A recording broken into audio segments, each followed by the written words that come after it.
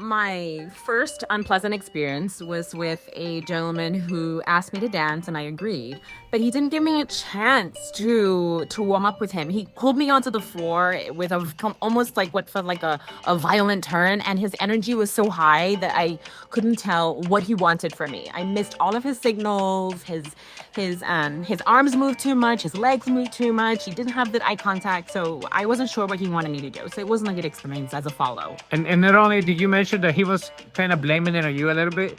So that's the other gentleman. Okay. So the other gentleman, he accused me of not being loose enough. So he shook my hand and said, "You need to relax. Your body's not loose enough." And so I was partly insulted and partly annoyed, and I wanted to walk away from him, but I didn't want to be rude. So I stayed with him. But I felt like with him, I needed GPS instructions because, again, I have no idea what he wanted. And then not only did he not communicate what he wanted, but he sort of like blamed it on you. He did.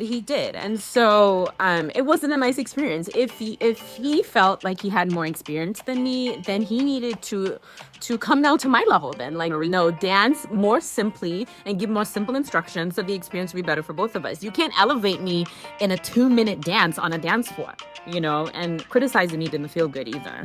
And, I thank you for agreeing to share this because it's a well-known fact. As we develop more experience as leads, we come to understand that it's more and more our responsibility. Yeah. Right? Like an advanced gentleman, a dancer will never lay the blame on the girl.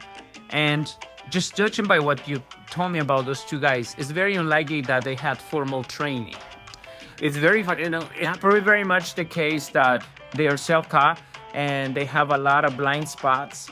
And that lack of self-awareness, it's doing them a lot of harm, but also their partners. Yeah. And so both leads and follows, I encourage you to take salsa instruction we need feedback, right? We definitely need feedback, and we need to apply that feedback. And so lack of self-awareness can be detrimental, right? And because ultimately they did themselves some harm, because let's say that you see them again at some other event. I will say no. I will not accept their offer. I will not. And the other tip I have too is, again, if you have more experience as a lead, give your follow like 10-15 seconds of warm-up time in the song. Just kind of do a couple basics so you kind of get a feel from her. Because, how else are you going to know like what to progress from there? So both of them were pretty aggressive and almost demanding that I follow them when I had no clue what they wanted. So it wasn't pleasant at all. And very like lacking in self-awareness, right? So that's a big one.